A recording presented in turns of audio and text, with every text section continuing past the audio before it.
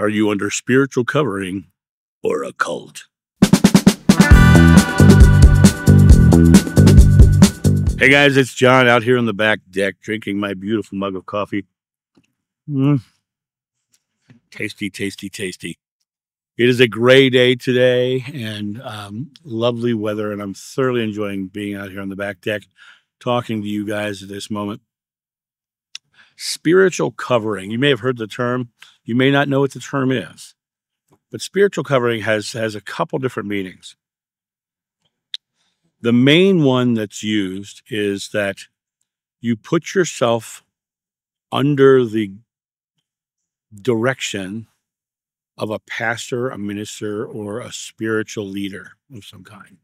And they are responsible for your life.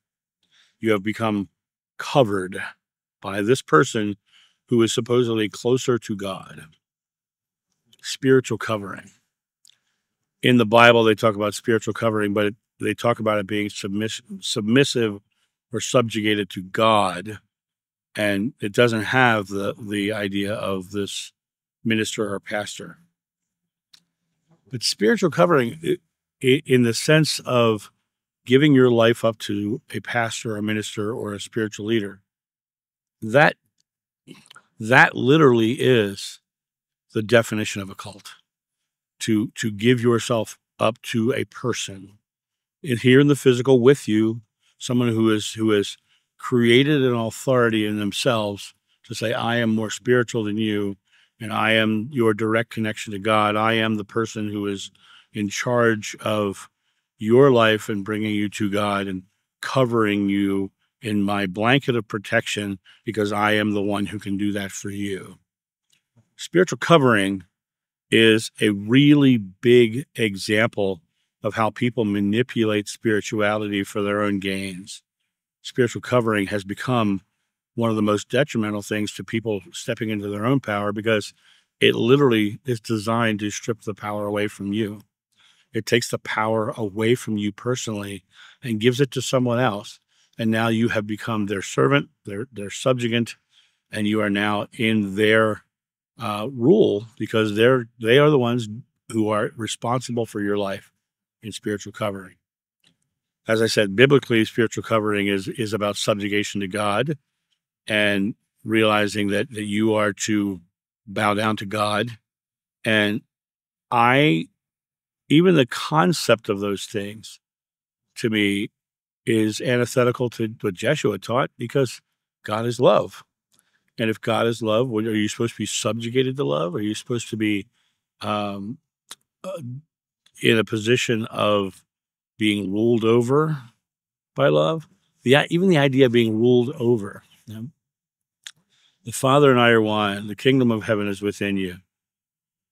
That does not mean that God is ruling over you. It means you're in a beautiful, loving relationship with God, with Source, with heaven, with it all.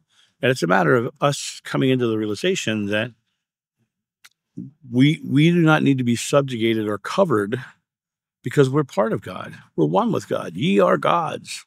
The Bible says it, right? It comes down to this idea that if somebody in the physical world is telling you that they are now your authority and that your life is now in their hands, that is the makeup of a cult.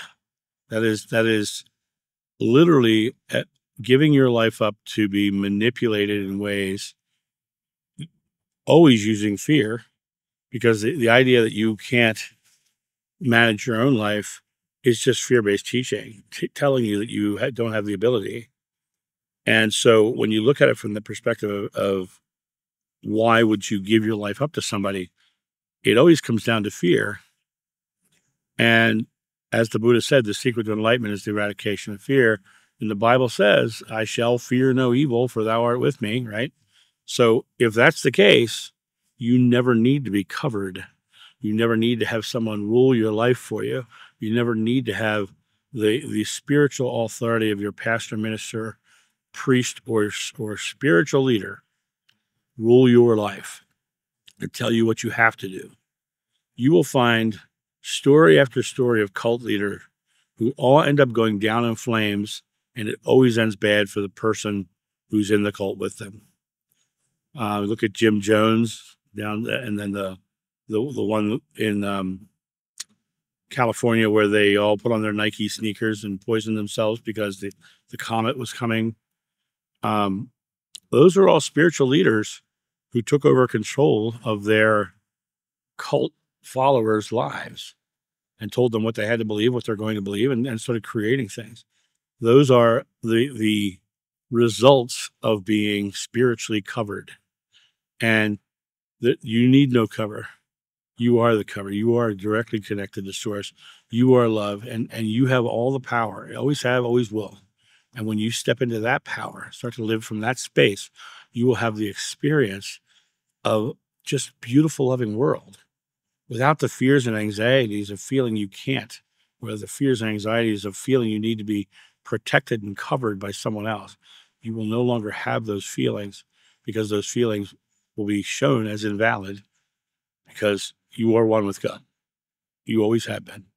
And your life is an expression of your belief. What spiritual covering does is takes your belief away from you to be subjugated to somebody else's chosen belief for you. It removes you further from your connection to God. It removes you further from your awareness of your oneness. It removes you further from your divinity because now you've got another layer in between you and God. It's a pathway away from yourself.